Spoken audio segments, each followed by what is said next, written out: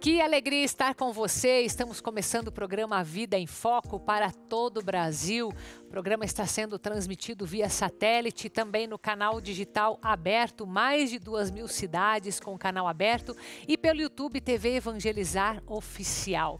E hoje, iniciando este mês de outubro, com um dia super especial, porque é dia desta grande santa da Igreja Católica, Santa Teresinha do Menino Jesus, tão amada no Brasil e no mundo. Então nós vamos entender um pouco mais sobre a vida de Santa Teresinha. Por isso eu vou receber aqui nos estúdios o padre Everson Kloster, que vai nos contar um pouco mais sobre esta devoção tão especial. E também vamos falar sobre a sua saúde como um todo, mas olhando para um órgão em específico, que é o seu nariz, e que pode dizer muito mais sobre a nossa saúde do que a gente imagina.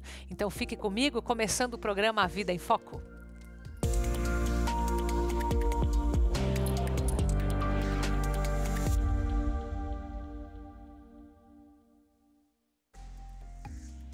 Santa Teresinha do Menino Jesus é muito conhecida por causa das rosas, mas temos muito a aprender com ela. Ela deixou grandes escritos, deixou grandes devoções no mundo inteiro, né, padre? Seja muito bem-vindo, obrigada por vir falar desse tema com a gente hoje, viu? Oi, Carol, muito obrigado por me chamar aqui no seu programa. Imagina. É uma alegria muito grande estar aqui e sobretudo no dia de hoje, dia de Santa Teresinha do Menino Jesus. Com certeza. Bom, o padre Everson Kloster vem da paróquia Bom Jesus aqui em Curitiba. Bom Pastor aqui em Curitiba. Tá escrito certo, eu que falei errado, padre. Paróquia Bom Pastor. E, meu querido, diga uma coisa para mim. Esta santa, ela tem algo de especial porque nós vemos a devoção muito forte no Brasil inteiro, tanto no Brasil e no mundo inteiro. Esse ano tem até peregrinação das relíquias, certo? Aqui no Brasil, no mundo. Eu queria começar por aí, já que a gente está vivendo isso. Muitas cidades receberam já as relíquias. Hoje vão estar em São Paulo, se não me falha a memória, chegando em São Paulo. E qual é assim a explicação que se dá para tamanha devoção, para uma peregrinação das relíquias, né, a tantas cidades? Sim, nós tivemos também a peregrinação da relíquia, inclusive passou, né, aqui no Santuário de Guadalupe. Sim. Foi aí que eu tive a oportunidade de estar próximo dessas relíquias de Santa Teresinha do Menino Jesus. É uma peregrinação que essas relíquias vão fazendo. E a gente sabe que a relíquia do santo, ele não só representa, senão que é o santo que está ali também. Uhum. Os restos daquele santo, os restos mortais, são santificados também, não é? Então, quando nós olhamos para Santa Teresinha do Menino Jesus, nós vemos uma jovem carmelita de 24 anos, muito jovem, que se dedicou inteiramente a Deus e que entregou o seu coração a Deus, não é? Então, essa atração, se assim nós podemos dizer, que muitos têm a Santa Teresinha do Menino Jesus, essa devoção a Santa Teresinha do Menino Jesus, é porque ao olhar para essa jovem, nós vemos uma jovem que foi toda de Deus, não é? Que se consagrou inteiramente a Deus e que realizou a vontade de Deus na sua vida. E a sua vida foi uma vida curta, de 24 anos. Sim. Não é? Sim. E também Teresinha do Menino Jesus, porque agora nós estamos entrando no mês de outubro. É o mês do Rosário para a igreja, mas também é o mês missionário. E Teresinha do Menino Jesus, ela é a santa padroeira das missões universais de toda a igreja. E é interessante isso, porque ela, como carmelita, ela não viajava pelo mundo, ela vivia isolada, né? Exatamente, Santa Teresinha do Menino Jesus viveu no claustro, né? Durante toda a sua vida, desde que entrou. Ela entra pro Carmelo com 15 anos. Olha. Ela recebe uma autorização especial do Papa para que pudesse entrar com essa idade. Porque não podia, né? Pela idade. Não isso. podia pela idade. Só que veja, ela entrou com 15 anos e faleceu com 24. Ou seja, 9 anos que ela anos. ficou no Carmelo. Não é? Então, durante esses 9 anos que ela ficou no Carmelo, ela, como todas as carmelitas são, elas são madrinhas de oração. Inclusive, eu tenho uma carmelita que é madrinha de oração minha. Então, a gente se comunica, escreve. Hoje não se escreve mais carta, manda um e-mail, é mais rápido. Mas Teresinha do Menino Jesus, ela foi madrinha de oração de um padre, de um seminarista, que iam para as missões. Então, desperta no coração de Santa Teresinha do Menino Jesus as missões. Por quê? Porque as missões é anunciar Jesus Cristo. E Santa Teresinha do Menino Jesus, em um dos seus poemas, fala: olha, eu queria percorrer a terra inteira e levar o nome de Jesus por todos os lados. E reza, então, sempre nós vemos nos escritos dela, nós sabemos pela história, pela biografia, que ela reza sempre pelos missionários. Ela fala, eu não posso, mas a minha oração pode impulsionar as missões, impulsionar os missionários para que evangelizem o mundo.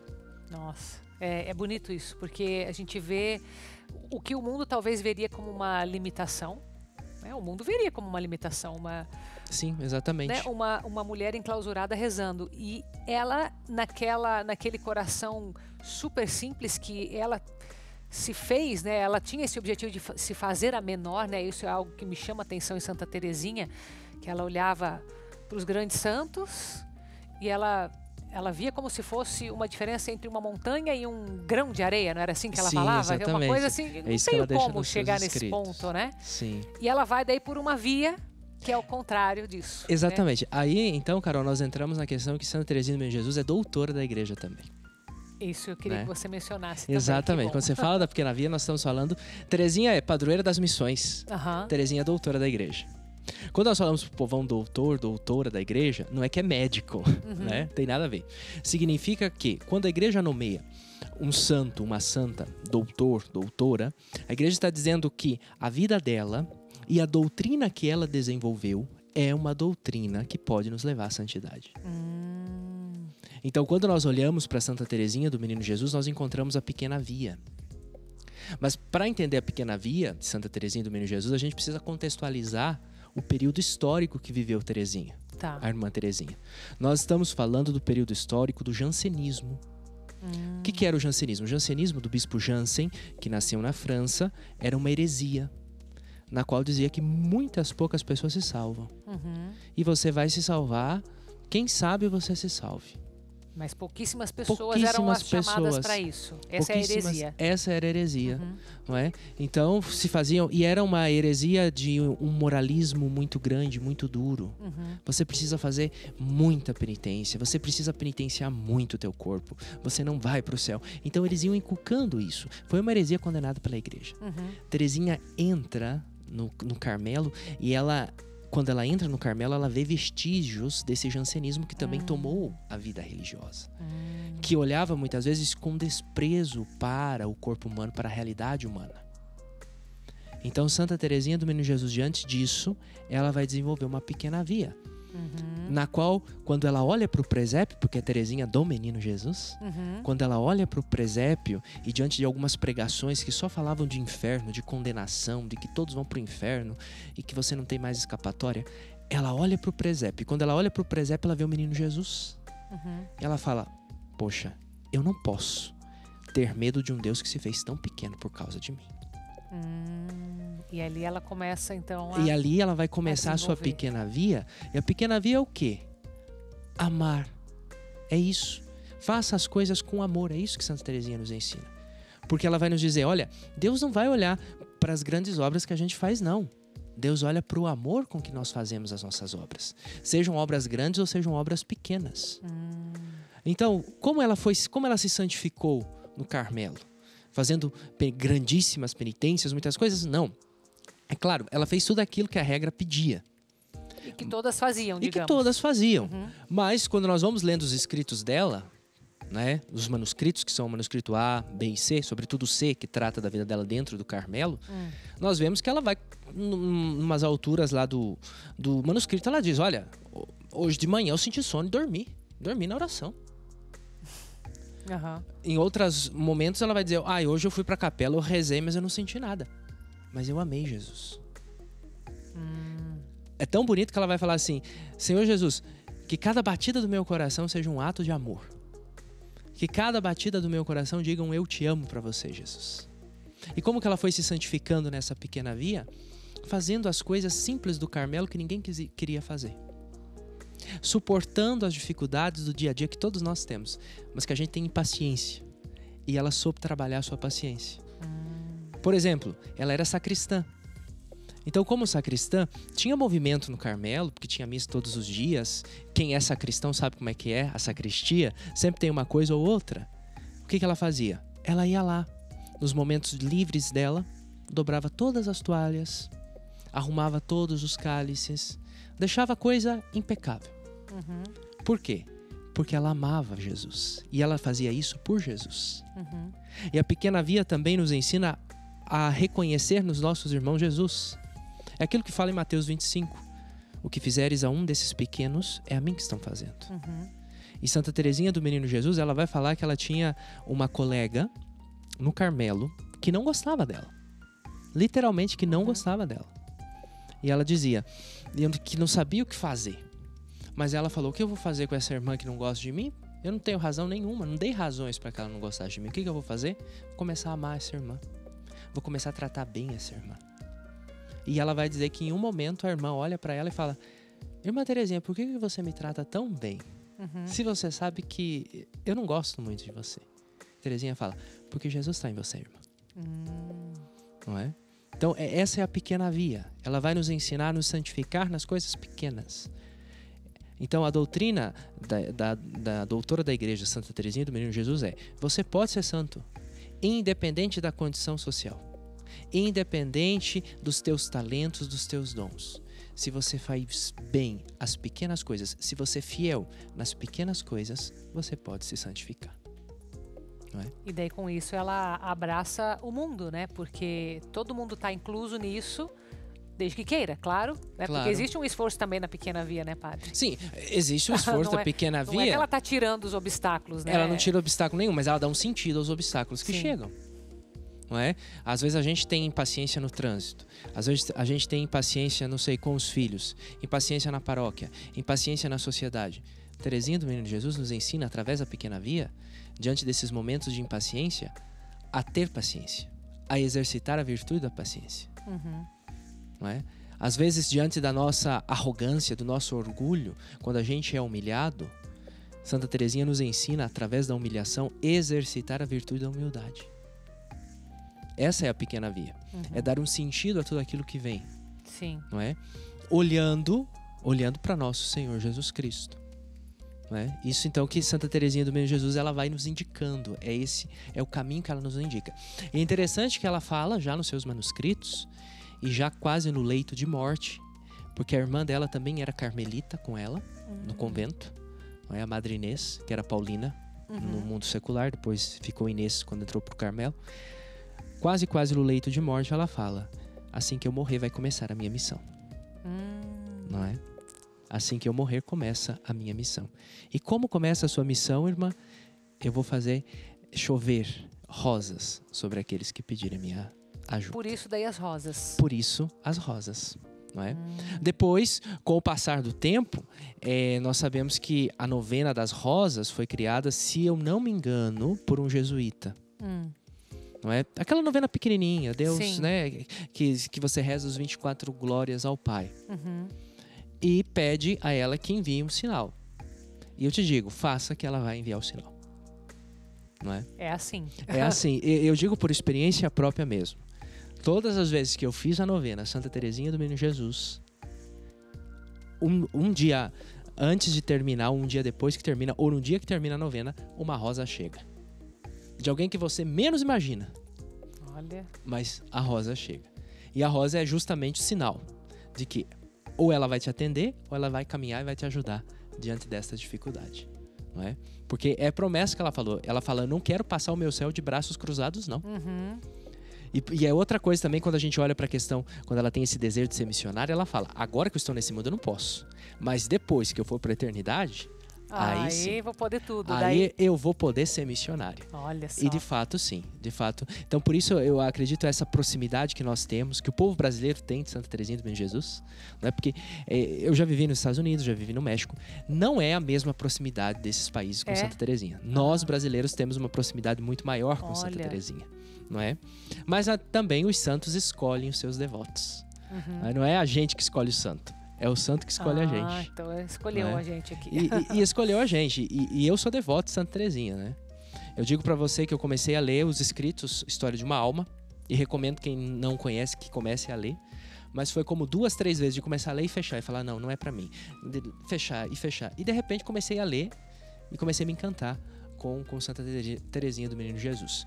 A gente precisa, Carol, também tirar essa imagem melosa que tem Santa Teresinha do Menino Jesus. né? Já falar de Terezinha, ai, coitadinha, não sei o quê. Não, não, não. Ela foi uma grande santa. Ela tem grandes méritos mesmo. Ela se exercitou mesmo na santidade. E ela é uma prova viva e mostra para todos nós e para toda a juventude que é possível ser santo. Porque ela teve uma vida muito breve, mas foi uma grande. Tão grande que até hoje é recordada. E recordada com muito carinho e com muito amor, não é? Eu até diria que o caminho que essa doutrina, como você explicou muito bem aqui, ela é possível por ser a pequena via. Porém, eu acredito que o maior esforço humano está em ser pequeno. Por isso o que faz ela grande, né? Exatamente, porque ela pega também aquilo que diz Jesus no Evangelho: deixai vir a minhas crianças, não é? Então ela entende isso. Quando Jesus diz: quem não se fizer como as crianças no meu reino não vai entrar, ele não está dizendo que nós temos que nos infantilizar, não é isso. Ele está dizendo que a gente tem que ser simples. Simples, tratar Deus com simplicidade. E Santa Teresinha, ela alcança essa simplicidade. Todo santo, na verdade, todo santo é simples, não é? Se fala, essa pessoa é santa, no fundo, você tem que ver se ela é simples, porque se ela é simples, realmente ela caminha no caminho. A santidade, ela leva a simplicidade. Sim. E Teresinha do Menino Jesus pegou isso, não é? Eu preciso me fazer como criança, porque era a irmã Teresa do Menino Jesus e da Sagrada Face. Depois, Teresinha ficou depois, porque a gente diminuiu. E porque ela mesma falou: eu quero ser me chamada de Teresinha, porque eu quero ser pequena, porque eu quero ser humilde. Não é? Era isso que ela dizia. Que era a Teresa bem pequena, né? Mais ou menos isso, né? Bem pequena. Sim, exatamente. Porque, claro, ela pega o nome de Teresa Dávila. Também é Maria Teresa o nome de batismo. E quando ela entra no Carmelo, então ela fica como Teresa. Ela pega Teresa Dávila, né? Mas então ela diz: não, mas eu não posso chegar ao nível que chegou a Santa Teresa d'Ávila, né? Porque ela reconhece a grande santidade de Teresa. Ela fala: eu quero ser a Teresinha, não é? E é interessante porque ela morre, não é? Morre muito cedo. E já em ela morre em 1897. 1897. 1925 ela é canonizada. Não é? Ela já é canonizada em 1925. 1927, o Papa Pio a proclama como a padroeira universal de todas as missões. De todas as missões católicas. 2 anos depois? 2 anos depois, exatamente. 2 anos depois já de ser canonizada, ela foi proclamada. Não é? E uma vez, conta a história que um padre foi visitar o Papa Pio X. Um pouquinho antes de Teresinha ser canonizada, porque Pio X morre em 1914. Não é ele que canoniza, é outro Pio. Tá. E esse padre fala assim: mas o que tem de interessante nessa freira francesa? Né? Não tem nada de interessante. Eu li lá os escritos dela, ela fala dessa pequena via. Ou seja, quando você tem um olhar assim superficial sobre Santa Teresinha, você não vai ver nada. E o Papa Pio X diz a esse padre, fala: meu caro, reveja sua teologia. Nós estamos diante da maior santa dos tempos modernos. E o tempo confirmou isso. Então todos os papas falam muito bem de Santa Teresinha do Menino Jesus, não é? O Papa João XXIII dizia: em Santa Teresinha do Menino Jesus, Deus fez um furacão de glória. Não é? E o Papa Francisco, você vê que o Papa Francisco nas suas viagens sempre está com uma maletinha. E uma vez um jornalista perguntou para ele: Santidade, o que o senhor leva dentro dessa maleta? Ele mostrou as Sagradas Escrituras e a história de uma alma. Né? Inclusive o Papa dedicou, né, um escrito só sobre Santa Teresinha do Menino Jesus. Não é? Porque é uma grande santa. Não é? Então, ela é doutora da igreja, é padroeira das missões, ela nos dá um caminho de santidade. Então, a gente tem muito que beber na fonte de Santa Teresinha do Menino Jesus. E eu digo mais, e por testemunho próprio, é uma santa próxima. Peçam a ela que a graça vem. Não é? Ela é uma santa muito próxima de nós. Padre Everson, muito obrigada, viu? Que aula que você deu aqui pra gente hoje. Muito obrigada, Deus abençoe. Amém. Padre Everson Kloster, da paróquia Bom Pastor aqui em Curitiba, falando sobre Santa Teresinha. Deus abençoe sempre, tá? Gente, você que tá aí, a gente tá falando de emoção. Qual que é a emoção que você sente quando você percebe que não consegue mais fazer as coisas que você gosta, hein? Aquele crochê que você fazia, mas que a visão agora já não tá mais ajudando. A televisão que tava clarinha, agora parece que tem uma fumaça aí na sua vista, não é verdade? O celular aqui pertinho ou o celular lá longe. longe, dá uma tristeza, né? Você fala assim, poxa, vou ter que depender de outra pessoa? Não. Vamos fazer o seguinte, vamos falar de Vision X, que é esse aqui, do X bem grandão, que vai acontecer o quê? Você vai tomar uma cápsula por dia, ele vai ajudar a limpar, clarear, fortalecer a sua visão. Eu venho aqui todos os dias falar do Vision X para você, por quê? Porque muitas pessoas tomam ele e indicam, porque os resultados são visíveis, gente. Você percebe a sua visão mais clara, mais limpa, uma catarata, um glaucoma, tem que fazer uma cirurgia, já fez, tá deixando a cirurgia para depois, não vai no médico. Você pode cuidar da sua visão aí de dentro da sua casa. Sabe o que você tem que fazer? Ligar 0800 777 0190. Tá em dúvida se liga ou se não liga? Vamos fazer o seguinte, vamos ver mais um depoimento que estava em casa como você na dúvida e ligou, tomou o Vision X e olha só o que ele conta. Minhas vistas estavam muito embaçadas, né? Eu tinha cataratas, tinha uma parte das minhas vistas que me incomodava muito, não estava enxergando muito bem, né?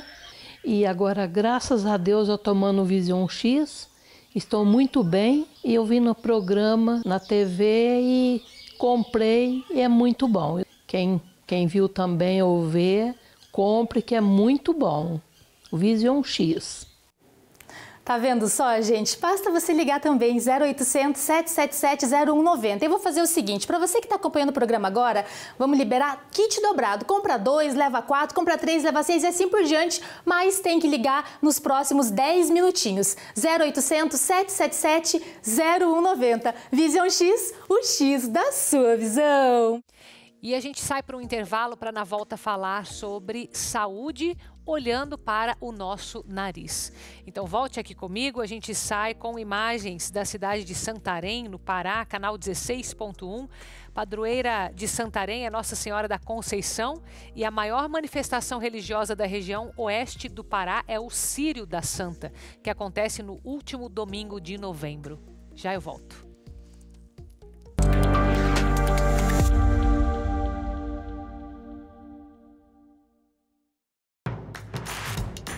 Não perca mais nenhum vídeo da TV Evangelizar. Inscreva-se agora.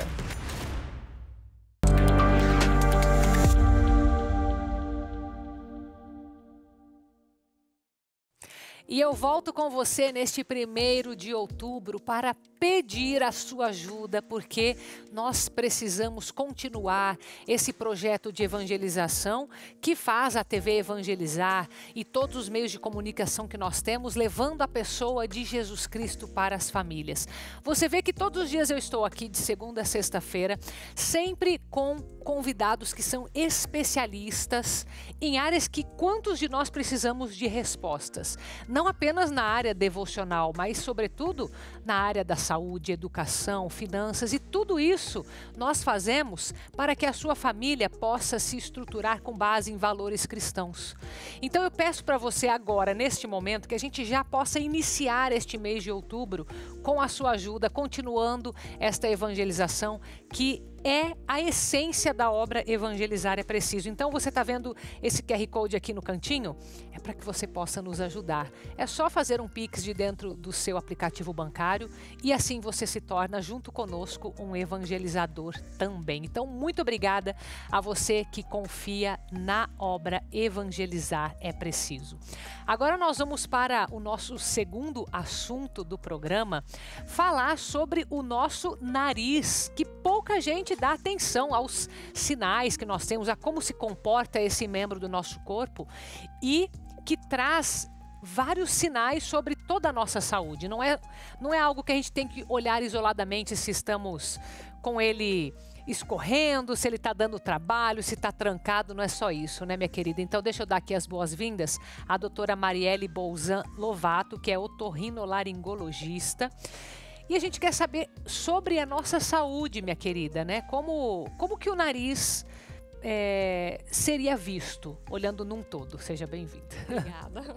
Perfeito. Normalmente a gente olha para o nariz pensando numa gripe, num resfriado. Ou seja, quando está incomodando, né, que a gente vai prestar atenção, né? Exatamente. Mas a gente pode ter alguns sintomas no nariz que eles podem ser sinais de alguma doença mais grave que afeta o organismo como um todo.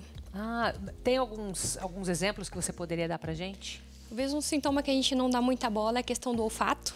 de sentir os cheiros. Tá. Quando nós não sentimos o cheiro, principalmente em pessoas de mais idade, 55, 60 anos para frente, claro, desde que não tenha nenhum outro sintoma, ele só não sentir o cheiro pode ser um sinal precoce de um Alzheimer. Nossa, é mesmo? É mesmo. Que interessante isso, eu não sabia. Mas, por exemplo, ao longo da vida, a pessoa que... Porque tem algumas pessoas que são mais sensíveis no nariz, tanto para alergias quanto para cheiros. Isso tem alguma indicação do estado de saúde ou não? É só uma característica da pessoa? A princípio, esses sintomas variam conforme o clima, conforme às vezes uma exposição à poeira, a polinização. Algum vírus não é nenhum problema. Ah, tá. O problema é que às vezes a gente começa a acionar o alerta, né, vermelho, que alguma coisa pode estar errado, quando essa pessoa está sempre fazendo infecção, está sempre com um quadro de gripe, está sempre com um quadro de sinusite. E se essa pessoa apresentar algum outro quadro de infecção também, vamos supor sempre uma infecção intestinal ou uma infecção urinária, alguma infecção de pele, também acende um sinal vermelho, um alerta para que a gente pense que essa pessoa possa ter algum problema da imunidade, das defesas do organismo. Ah, mas então, por exemplo, você mencionou outros sintomas que pode ter a ver com a área da otorrinolaringologia, que é esses sinais na pele e no intestino? E no intestino, exatamente. Porque a gente pensa assim, se você está sempre fazendo infecção de via respiratória e é só de via respiratória, tranquilo. Agora, se aparecem outros locais do organismo com sintomas também de infecção, é um alerta pra gente. Interessante. Ó, isso é interessante, porque às vezes a gente está com esses casos de gripe, essas sinusites, etc.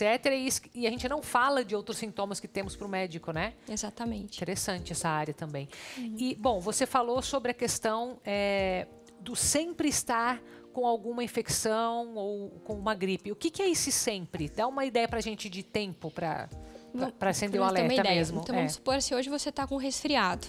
Aí, deu uns 5, 10 dias, você está bem. Daqui 2, 3 meses, você está de novo. Aí, você está bem. Então, vamos supor, você tem umas 3 a 4 sinusites em menos de 6 meses, é o sintoma de alerta pra gente. Ou você fazer um episódio de sinusite e, na sequência, já fazer uma pneumonia e precisar internar. E aí, você faz isso uma vez e você faz isso uma segunda vez no mesmo ano. Também são sintomas de alerta pra gente. 3 vezes em 6 meses é bastante, então, é isso? Sim, é bastante. Ah, legal. É bom ter essa ideia, né? Porque também a gente não é algo que a gente fica monitorando, porque a gripe ela chega, ela vai, e a gente nem sempre monitora isso. É interessante, então, ter essa noção. Adultos, a gente espera que tenha mais ou menos de 4 a 5 resfriados por ano. Crianças que estão em idade escolar, 7 a 10. De 7 a 10. Então, a criança pode ter mais frequentemente. Varia não muito seria um problema. Não, a criança necessariamente. Mais tranquilo. Entendi. Agora, o adulto 10 vezes no ano resfriado, opa, não tá certo. Tá. Mas, você falou da imunidade. Mas o nariz em si, por ele ser esse órgão externo, tem algo que possa ser feito para evitar desses fatores externos, que não seja somente a questão da imunidade? É que um está atrelado ao outro, né? Exatamente. Não tem como fazer essa pergunta separada. Mas, assim, fatores externos, como alergias, como prevenções mesmo de limpeza, funcionam? Funcionam e ajudam bastante, né? Pensando, isso funciona muito para quem tem doença alérgica, né? Respiratória. Então, por exemplo, a lavagem nasal com soro fisiológico ajuda muito a gente fazer diariamente. Quando acorda, ao anoitecer, ou quando você estiver num ambiente que você sabe que tem muita poeira, que está muito fechado. Sentiu coçar, já pode fazer também? Pode fazer tranquilamente. Tem vários dispositivos no mercado, né? Aí depende, claro, muito de caso a caso, mas um soro fisiológico no nariz dificilmente vai trazer algum problema, né? Ele é muito importante. Manter uma hidratação. Às vezes, quando tá frio, a gente esquece de hidratar. Às vezes, a gente tá no ar-condicionado, também esquece de hidratar. São situações que o clima fica seco. Hidratação, você fala tomar água mesmo? Tomar água mesmo. Tá. Tomar água, se você não tiver numa restrição, tomar bastante água. Manter os ambientes sempre arejados, né? Janela aberta para o ar circular, para evitar infecções. A limpeza no ambiente, principalmente pessoas alérgicas. O ideal é que essa limpeza ela seja feita com pano úmido e não com vassoura ou com espanador nos móveis, para não levantar os pólens, para não levantar os ácaros. Aspirador, tudo bem? Aspirador, tudo bem, desde que o aspirador tenha um filtro específico que a gente chama de EPA. Funciona esse filtro, então, para a questão aérea? Funciona. Respiratória? Se não tiver esse filtro, você vai tirar a sujeira, mas, por exemplo, os ácaros, eles vão só trocar de lugar. Se você tiver o filtro de EPA no teu aspirador, aí ele vai filtrar o ácaro também. Isso é uma pergunta que eu sempre quis fazer para um um médico, para um especialista, porque é assim que se vende, né? O produto, sim, né? O produto sim. mesmo, esse filtro que você mencionou. Mas então ele funciona. Ele funciona. Inclusive os aspiradores de mão, aqueles de vassourinha, geralmente eles já têm o filtro de EPA de fábrica. Sim. Aqueles outros de chão não são todos. Então, se não tiver, é só olhar no site do fabricante, geralmente tem para vender. Tem. E você acopla no aspirador. Vale a pena, então, para o investimento para a saúde, então. Vale, para quem é alérgico, com certeza. Ah, que legal. Tá, e do contrário, e por exemplo, aqueles hábitos de umedecer o quarto, pegar uma toalha, deixar ele secando, quando tá muito seco o tempo, ou umedecer com um balde d'água, ou com um vaporizador, alguma coisa assim, isso ajuda, não? As toalhas não tem muita comprovação científica, né? Se for um ambiente pequeno, um quarto pequeno, pode até funcionar. Em relação aos umidificadores, funciona desde que você compre um umidificador que ele sirva para o ambiente. Geralmente, cada marca tem uma metragem que ele dá conta. Então tem que olhar isso também, essa especificação. Isso, tanto o umidificador quanto os purificadores de ar. Tá. Tem lá, compatível para ambientes até, vamos supor, 35 metros quadrados.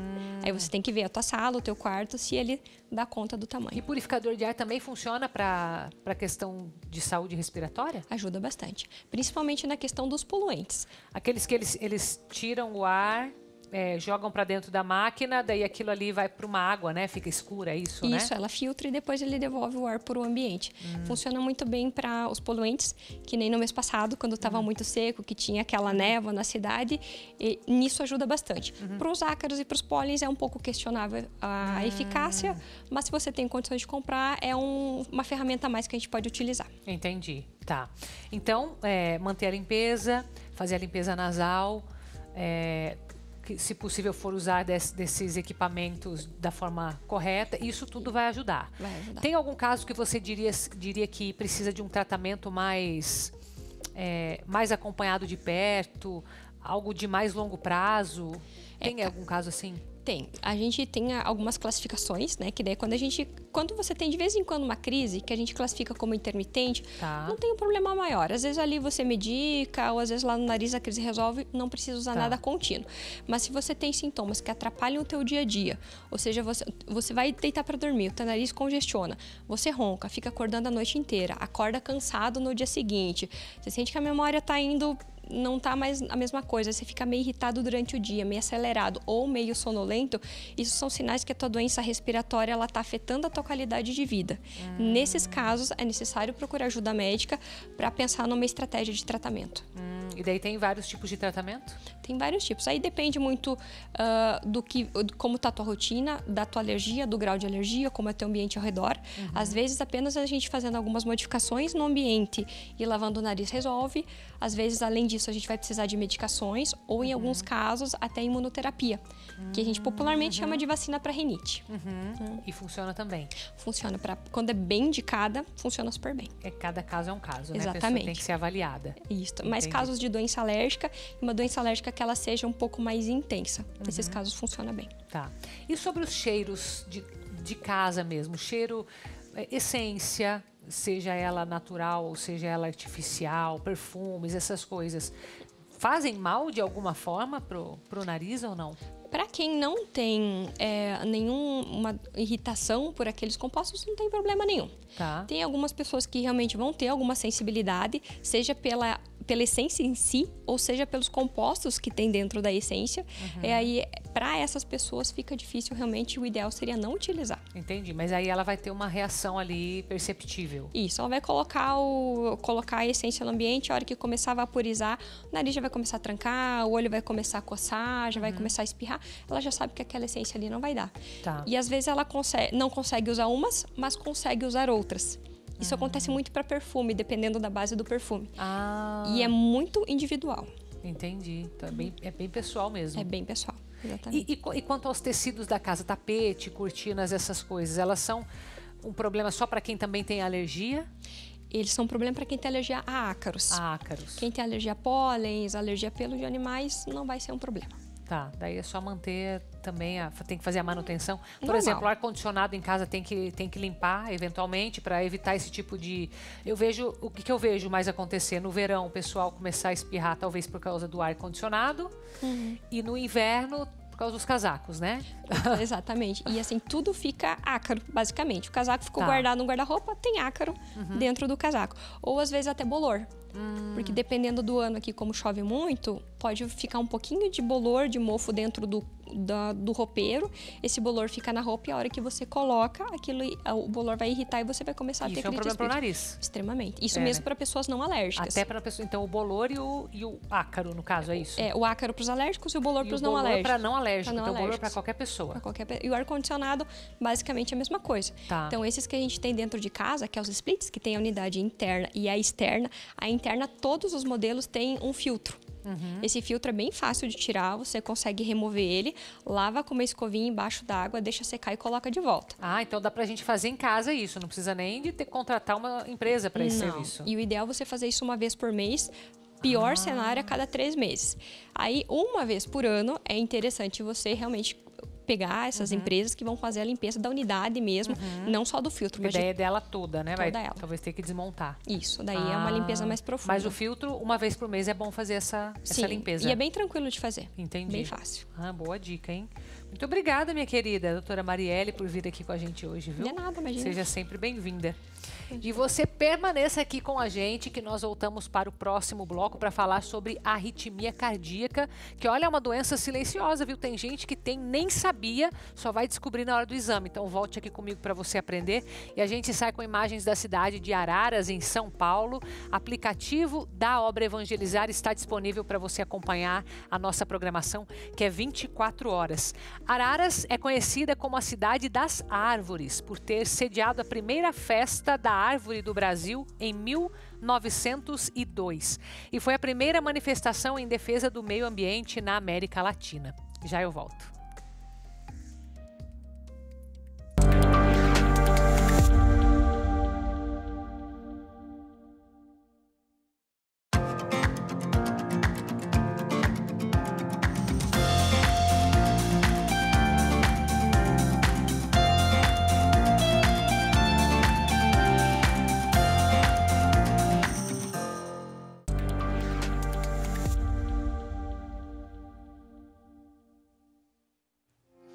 E a gente volta agora, nesse terceiro bloco, para falar da saúde do seu coração.